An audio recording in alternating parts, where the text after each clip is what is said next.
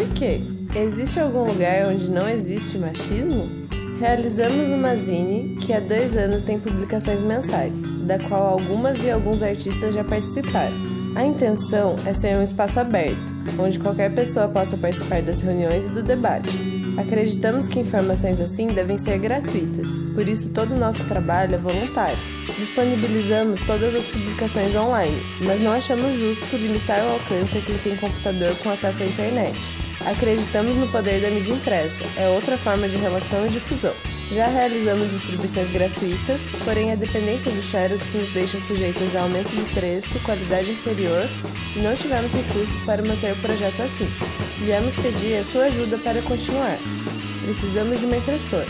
Uma impressora irá baratear os custos, garantirá a qualidade da zine e nos tornará um pouco mais independentes. Se você apoia essa causa, ajuda a gente. Eu apoio. Alarme feminista. Apoio você também.